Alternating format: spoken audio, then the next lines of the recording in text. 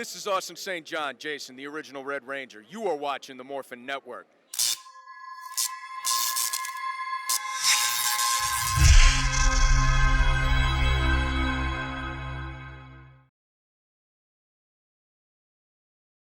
So our first question for you, David, is how can you tell us about yourself?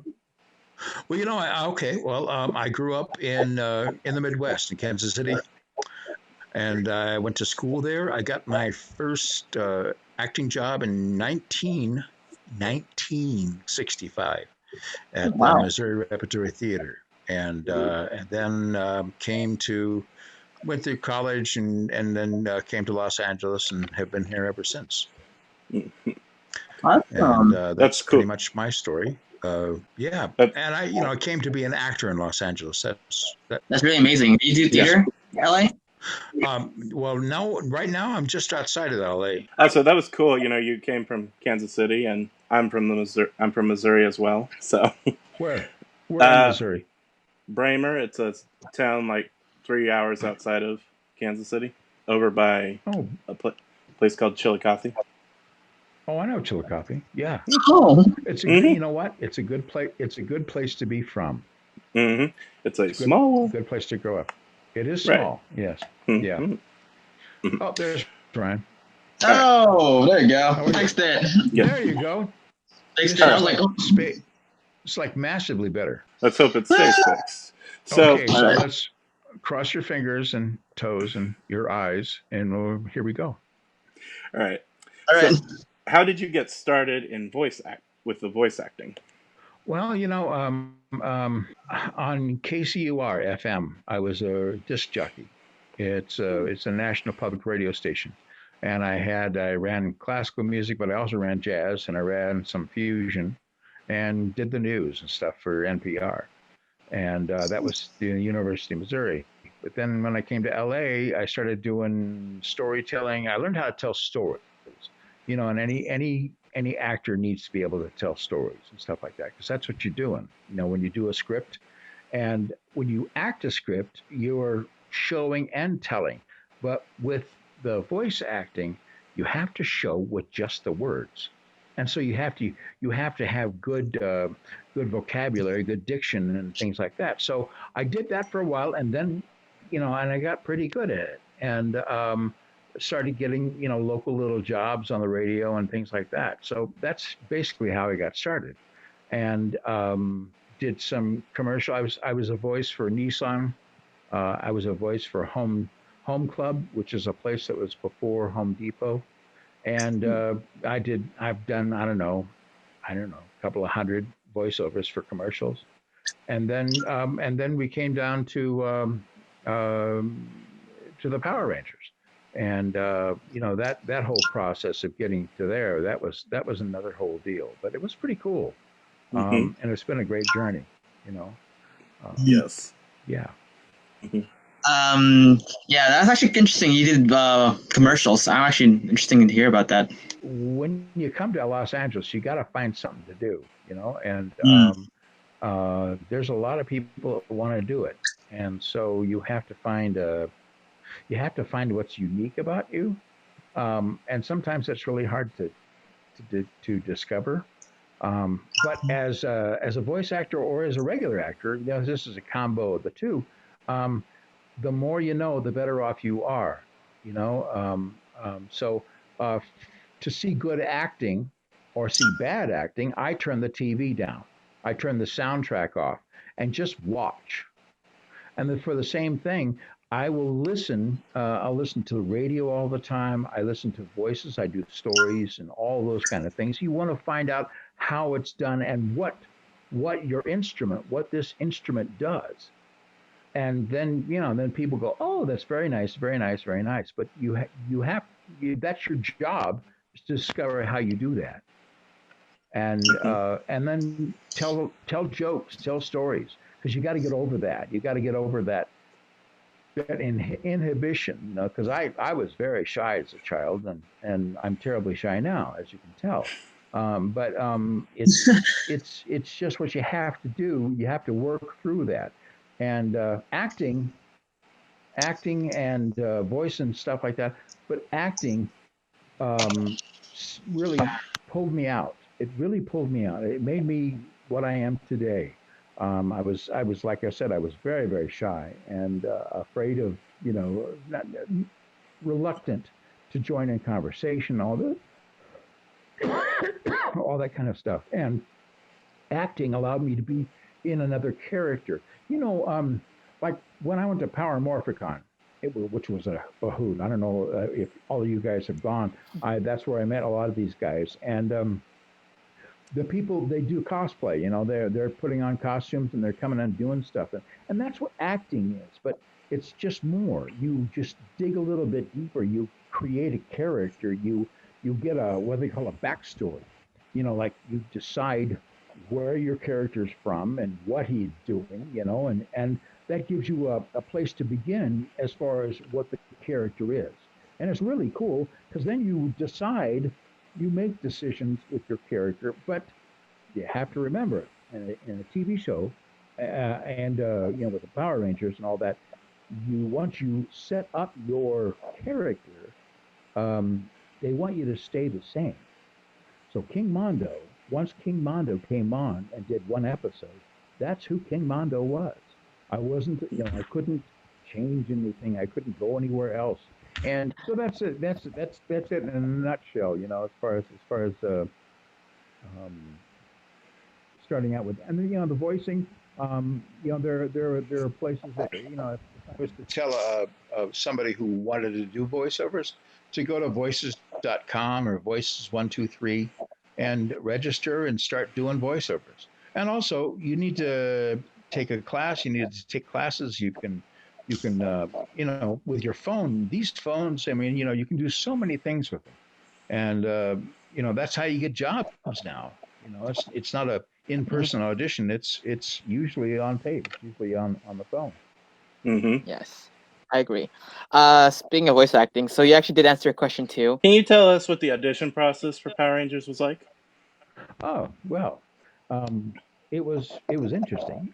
Scott Page is the the producer of the voiceovers for Saban at the time for the Power Rangers. So he was a busy guy. There was always stuff going on. But you went in. I had worked with him on. Excuse me. I had worked with him on The Masked Rider, which was another Saban show that I was dad. I was always dad, and I was out in the garage inventing things and stuff. And so I'd worked with Scott, because we would do MOS stuff, or we'd do voiceover stuff, or we would have to go back and redo scripting and stuff that got muddled in with the microphone and stuff like that. So he knew my work, and he said, "Would you like to come in?" And so I went in, and I did that voice that you all know, the Mondo voice, and I thought I was just going to do some of the minor monsters. I just didn't think I was going to be, the arch villain. So I went in and did it, and then a couple of weeks later they called and said, "Come on up and take a script and let's go." Mm-hmm. And it was, yeah. Fascinating, very fascinating. So, Ryan, can I ask something right quick? Yeah, sure. So, I think you told me once that you did your voices separately. You didn't record with anyone else. Right. Right. Yeah. That's the way most voiceovers are. They don't want to. More things you have going on, the better chance of something messing up.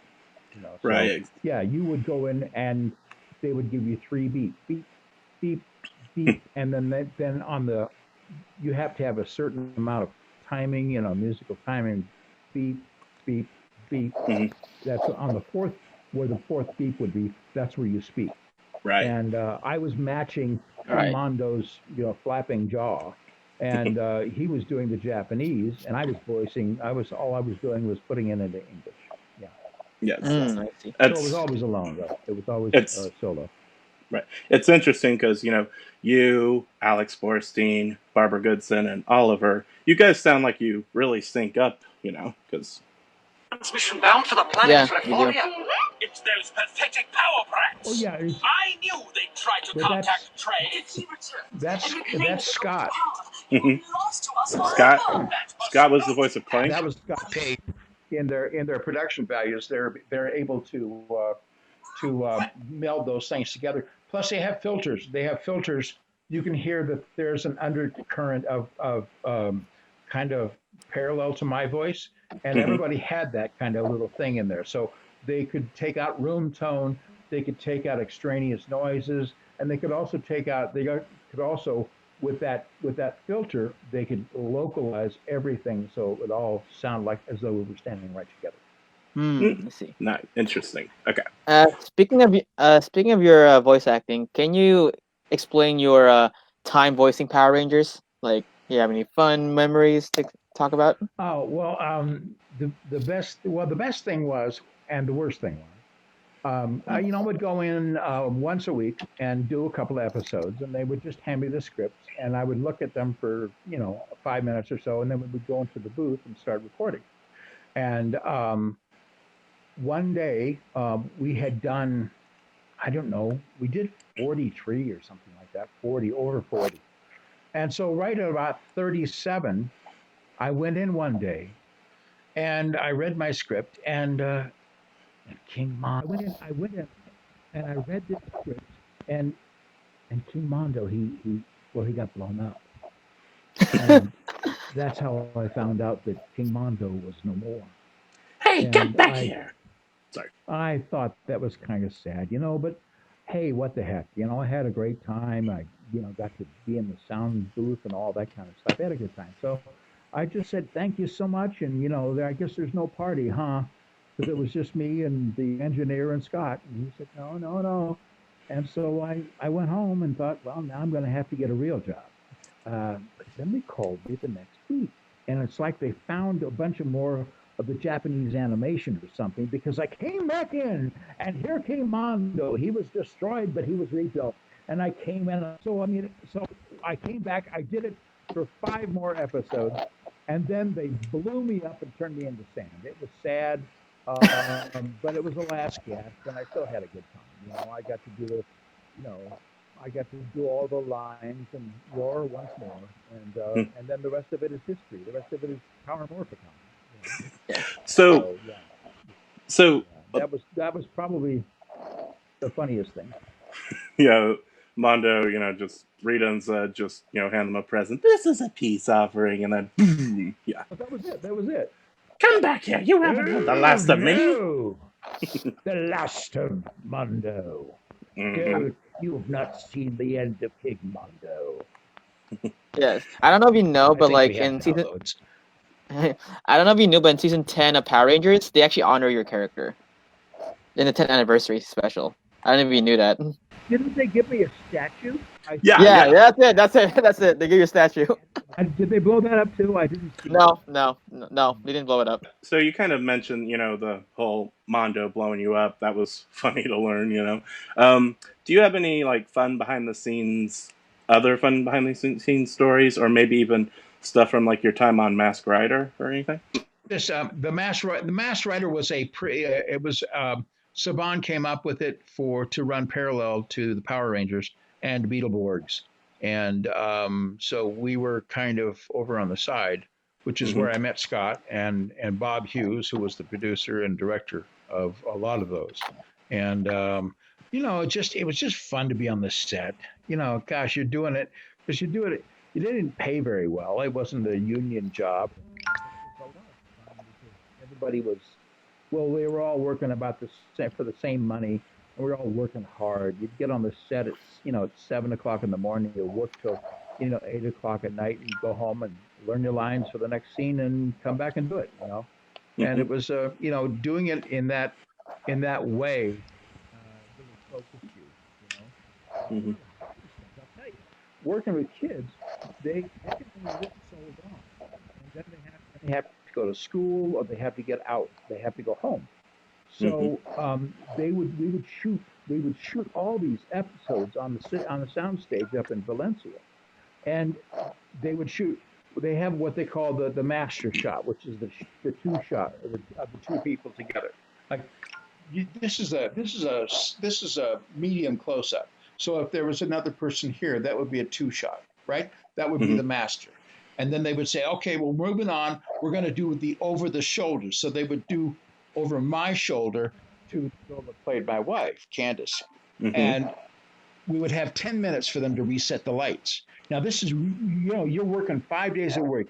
You're cranking. It's hot. It's hard work. And so you'd have 10 minutes and you'd run into your dressing room and flop down onto the couch and sleep for 10 minutes and just jam it. You could power nap. And it was really cool because you could power nap and then you wake up, they'd knock on the door, it's time, and you go out and you do your line. It was really an interesting thing that your body can do. You have to do it. It was an interesting thing. Oh, the power nap. Yeah, the power nap. No, you would just, you put in, you get as much in there as you can because, you're going to work and work and work and work and work and then work some more. And, it's always in makeup. You're going to the trailer. You're going onto the set. You're waiting. It's relentless. And there was a girl I was interested in. I wanted to date her. And I said, hey, would you like to come to the set? Oh, yeah, I'm a big star, and she said no. And I said, well, why not? She goes, because she didn't want to see all the people behind the camera. She wanted to have that illusion of watching from TV. So at least that's what she told me. Now, I'm not sure she may have had, ulterior motives, but what a great young actor. Oh my gosh, if you can do anything, do it. If you can, because you got to learn what good is and what bad is. And you got to learn, how your body works, how your mind works, how your memorization works. How do you work under pressure? Right. And it's sometimes it's pretty intense, and sometimes it's just so much fun. So much fun. Oh my gosh. So a lot of people don't know that you're now in the hotel business industry, correct? Well, I'm in hospitality. Yeah, I own a bed and breakfast. Yes. So can you tell us? Is like a. Sorry, continue. Oh, sure. It's called the Old Bear, and it's outside of Los Angeles. Oh no, it's a little bed and breakfast in a little tiny town outside of Los Angeles. We have 5 rooms. Right now we're empty tonight because of we've been closed by the state. They didn't want any hotels open because of the corona thing.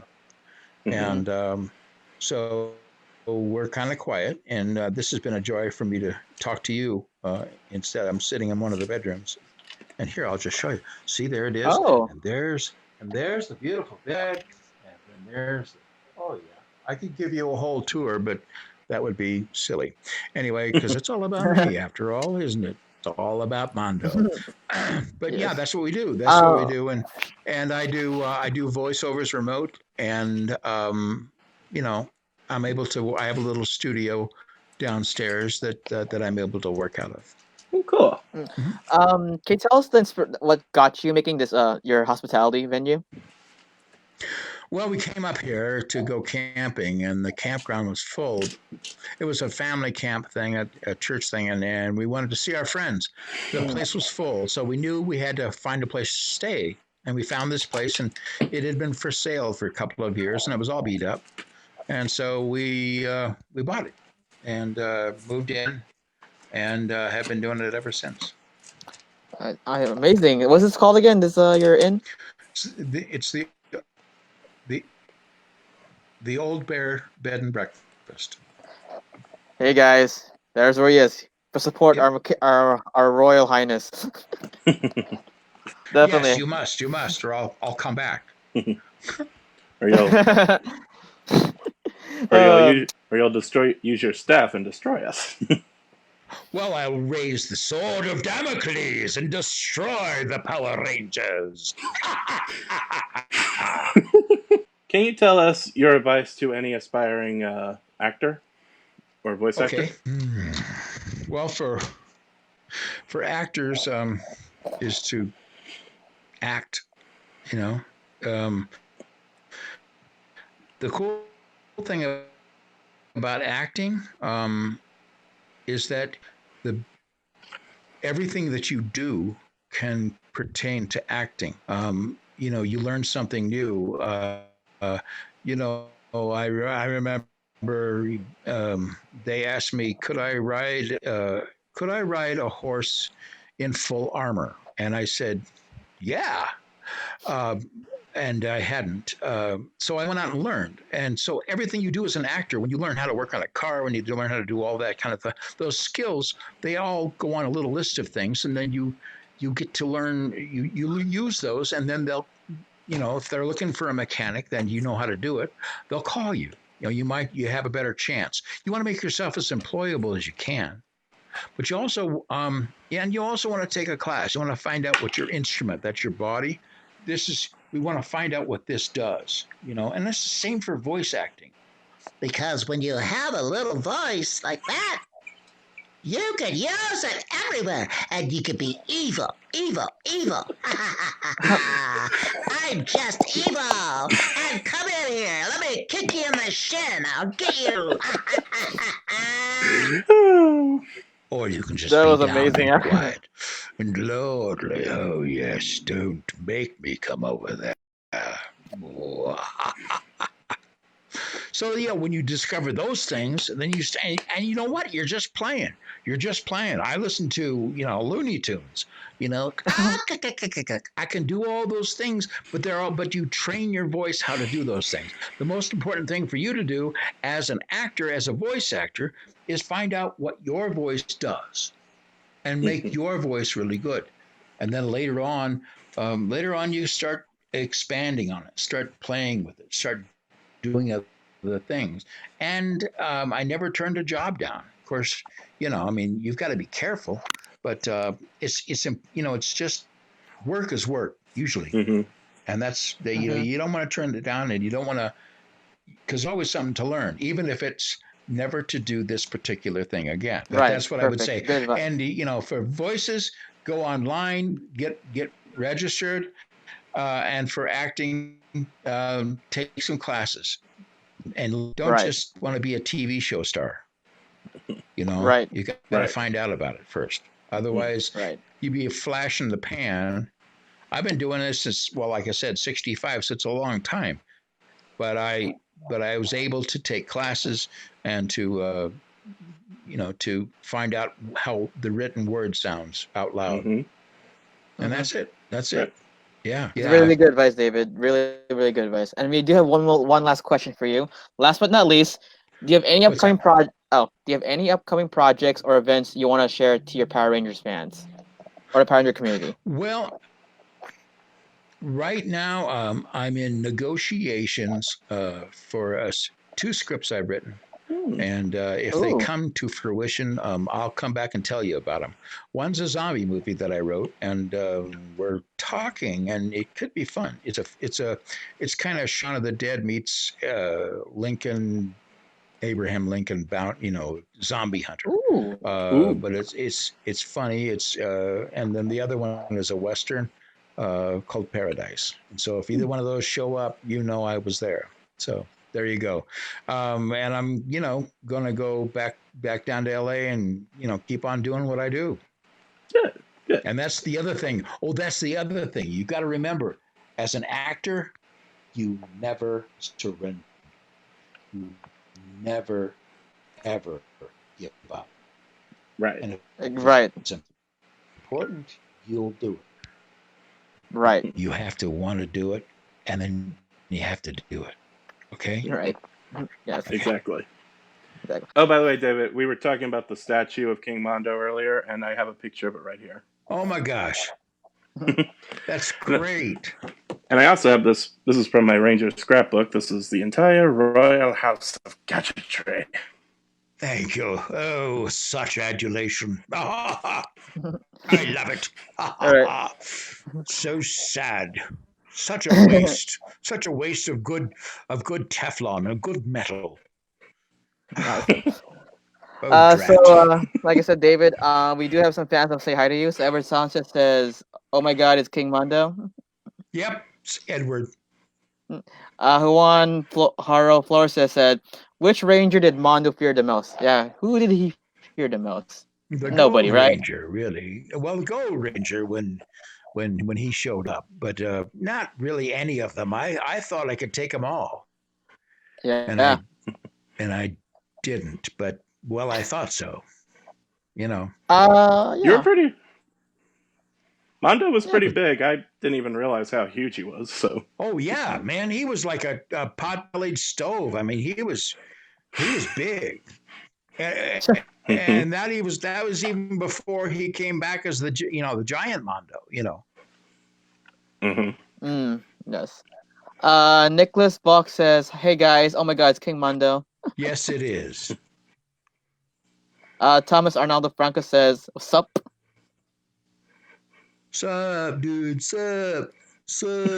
Our very own Genesis Messina, one of our members, says, "Oh my God, she actually loves your character." So for her, yeah, it's amazing. If we give her a shout out, Genesis. Thank Genesis, because you know what, Mondo was very misunderstood. I think he had a soft side, and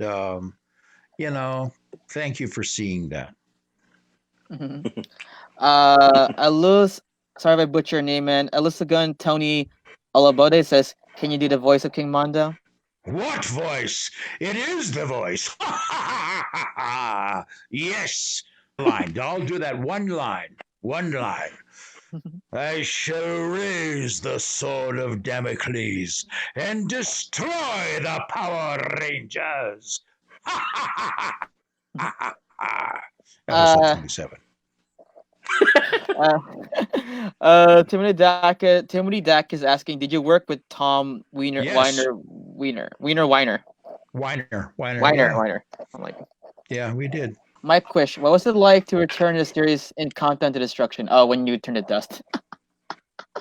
Oh, did you? Well, there was a lot of anticipation for that, and then it just happened. I think sometimes you just have to close your eyes and jump on stuff like that. You know, you just got to take a chance, and I didn't win. Dan Snow says, "Wait, sorry." Okay. Dan So says, "Wait, is that King Mondo?" Yes, it is. Yes. Why, yes. It is. In all my glory.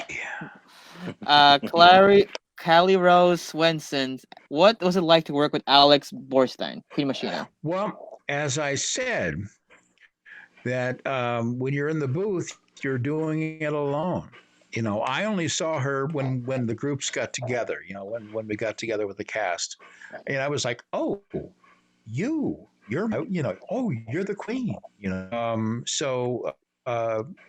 And being a machine, people really don't know what I actually looked like. So, and the same for her. So that was, you know, we had shared memories separately. If that makes sense. Yeah, it does. We had shared memories separately. Yeah. Do you ever? Because we were all in the same scene, but we never saw each other in the studio. Do you ever watch Family Guy? Just curious. You know, and she's the voice of Lois Griffin now. Can you say this? I wanted that Gold Ranger power. You'll pay dearly for denying it to me. And I'll have him move while you do. I wanted that Gold Ranger power. You pay dearly for denying it to me. Like that. That's it. Hope you win your wish, Antonio. I suppose I could do if you guys still use voiceovers or emails or so, your phone messages. I used to do phone messages too. King Mondo phone message. Cool. Leave your number. Yeah. One more request. Can you say Cody Moore has one request? Can you please say at this minute, Clank?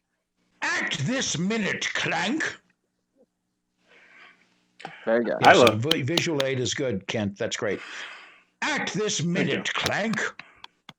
Welcome. Awesome. I love the whole. I don't care. Well, I'm sorry. Can I ask one? Sorry, can I ask just one thing? Sure. Yeah. Did you said the suit for King Mondo? It took like 3 people to operate it. Is that yes?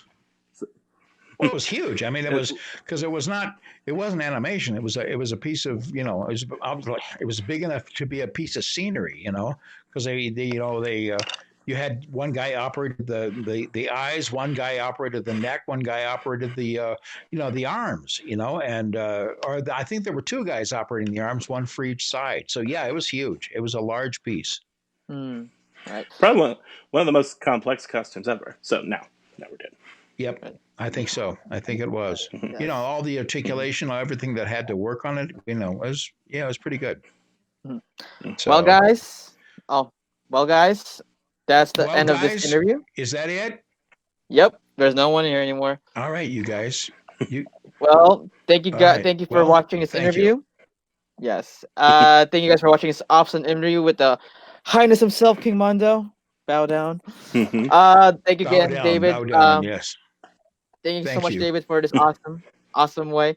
I know you do. I don't know if you have a social media like a page, but where can they find you, David? Or can you shout out your in? I don't have a David site. No, you just have to look me up. Okay. And then when I do one of those films, then I will be everywhere. So. Yes. All right. Where can I find you, Kent? You can find me on Instagram, brown_K, as well as QR Ranger Book, where I show off this massive Power Rangers scrapbook that I've been working on since 2013. Oh my god! Hopefully, oh my god! Yeah. I hope, David, if you come to Morphicon, I hope you can sign this. Man, that's a lot. I know, 26 years. Oh my gosh! Oh my gosh! All of them, all of the Rangers. Yes. All the bad guys. Yeah. Yes. Mm-hmm. Oh, David. That's great. Oh, David. So, so I don't know if you know a con called Ranger Stop. So one of the owners, Michael Brioni, is hoping he can book you in the future if you're down for it. Have him call. Yes. So Ranger Stop in Orlando, Florida. Is it on the phone kind of thing like this is? Oh no, I'll call you. Maybe he will contact you by phone or email. Will you live stream like this? Oh no. It'll be private. It's another convention. Another convention. Just go ahead and give it to him and no. Yeah. Oh, convention. Is it in LA? No, it's in Orlando, Florida. Well, have him let me know. Give him my email. Awesome. Yeah. All right. Yes. And myself, you can find me on Instagram, DancerBoy7, and please follow us. Thank you for calling me. Thank you for getting me in on this. I appreciate it. Yes. You can follow us at Morphin Network at YouTube, Facebook, and I hope you have a Instagram. good weekend. You too, David. One more request, David. Can you say, please watch Morphin Network in your King Mondo voice? Please, I hate saying it, but please watch the Morphin Network. Please watch the Morphin Network. Awesome. Oh, Perfect.